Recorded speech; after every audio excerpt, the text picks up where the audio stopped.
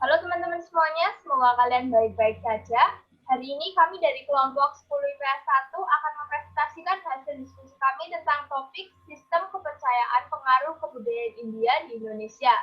Sebelum itu, perkenalkan nama saya Cecilia Kalisa Firza, absen 6. Perkenalkan, nama saya Katarina dan Aniseta, absen 17. Perkenalkan, nama saya Meriel Kalista, absen 21.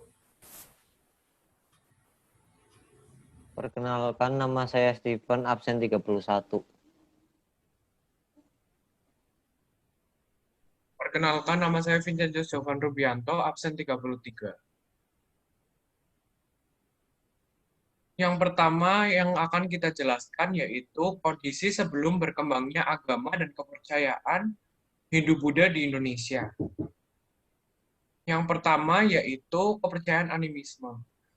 Animisme adalah kepercayaan yang mempercayai bahwa setiap benda di bumi ini seperti kawasan tertentu, gua, pohon, ataupun batu besar mempunyai roh yang dihormati agar roh tersebut tidak mengganggu manusia.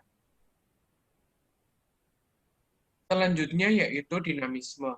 Seperti yang ditunjukkan di gambar ini, dinamisme adalah paham dan kepercayaan bahwa benda-benda tertentu, baik benda hidup ataupun mati, bahkan juga benda-benda ciptaan seperti tombak ataupun keris mempunyai kekuatan gaib dan dianggap bersifat suci. Benda suci itu mempunyai sifat yang luar biasa karena kebaikan ataupun keburukannya, sehingga dapat memancarkan pengaruh baik atau buruk kepada penggunanya, seperti manusia ataupun dunia bahkan. Selanjutnya yaitu terdapat animatisme. Seperti yang bisa kita lihat di gambar di samping, yaitu sistem kepercayaan yang meyakini bahwa benda-benda atau tumbuhan di sekitar manusia memiliki jiwa dan bisa berpikir. Dan seperti gambar tersebut, dapat dilihat bahwa patung-patung itu dianggap manusia pada saat itu adalah cerminan dari manusia asli atau seperti layaknya manusia mereka diperlakukan. Selanjutnya yaitu terdapat kepercayaan totetisme. Totetisme adalah anggapan bahwa binatang-binatang juga memiliki roh. Itu disebabkan di antara binatang-binatang itu ada yang lebih kuat dari manusia. Misalnya gajah yang besar dan kuat, selanjutnya adalah harimau, buaya, dan ada pula yang larinya lebih cepat dari manusia. Dan gambar yang kita berikan di samping ini adalah gambar dari burung elang atau Raja Wali ataupun Garuda, yang semuanya itu adalah binatang yang kuat dan gagah perkasa. Dan kita juga orang zaman dulu juga mempercayai bahwa binatang-binatang tersebut memiliki kekuatan yang tidak dimiliki manusia, seperti cengkeramannya yang kuat ataupun kelihayannya dalam menerkam mangsanya.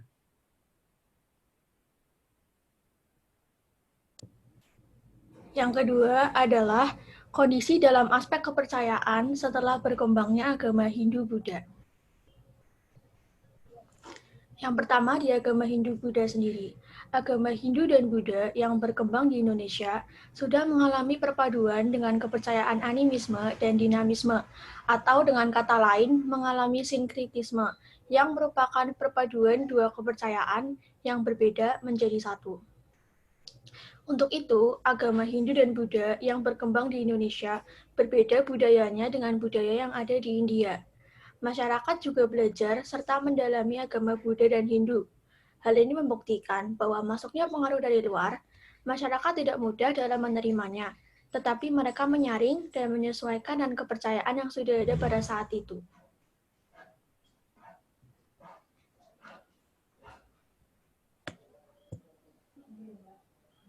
Yang kedua adalah Buddha Tantrayana. Berkembang juga aliran Buddha Tantrayana yang merupakan penafsiran ketiga dan terakhir terhadap filosofis Buddha setelah Mahayana dan Hinayana, yang secara khusus merupakan kumpulan ajaran esoterik yang berkaitan dengan penyampaian mantra, hal-hal magis, mandala, serta simbol-simbol yang mempengaruhi kehidupan.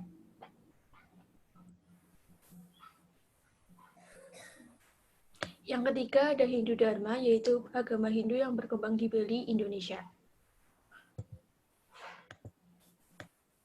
Yang ketiga ada contoh penerapan aspek sistem kepercayaan dalam kehidupan masyarakat Indonesia. Yang pertama ada upacara nyepi. Upacara nyepi dilaksanakan oleh umat Hindu di Bali.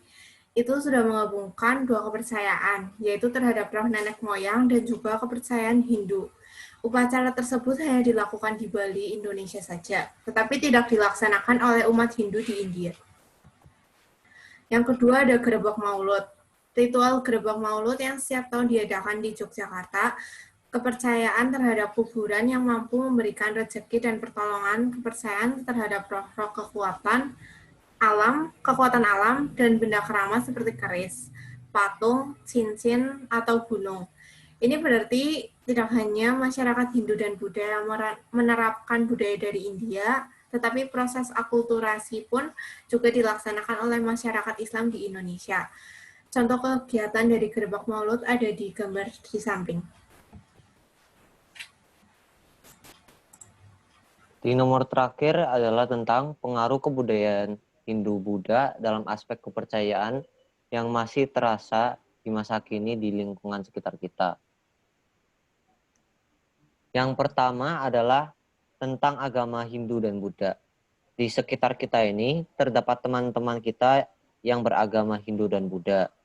Dan mereka juga tetap melestarikan budaya mereka. Kita juga hidup beragama dan bertoleransi dengan teman kita yang beragama Hindu dan Buddha. Sehingga terciptalah perdamaian di antara kita. Di nomor kedua adalah tentang agama Katolik. Dalam agama Katolik juga terdapat beberapa sarana yang terpengaruh dari budaya agama Hindu dan Buddha. Salah satunya adalah patung. Patung dalam agama Katolik digunakan sebagai simbol untuk memperingati dan mengetahui gambaran dari sosok yang kita sembah dan kita hormati. Umat Katolik bukan menyembah patung, tetapi hanya menggunakan patung sebagai sarana saja. Patung merupakan salah satu budaya yang dibawa dari negeri atau bangsa India.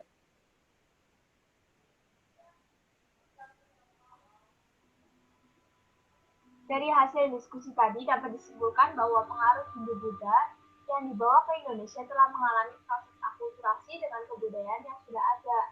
Dan kami juga sudah menguraikan pengaruh Hindu-Buddha terhadap budaya di Indonesia melalui bentuk kepercayaan yang terpengaruh dari kebudayaan di India. Kita yang hidup di lingkungan yang beragam seperti di Indonesia ini harus tetap bertoleransi untuk menjaga persatuan. Perbedaan itu indah. Akhir kata, kami mohon maaf apabila ada salah kata. Kami juga mohon feedback dan kritik dari Bu Puri. Semoga presentasi kami dapat bermanfaat bagi teman-teman semua. Sekian dari presentasi kami. Terima kasih. Terima kasih. Terima Terima kasih. kasih. Terima kasih.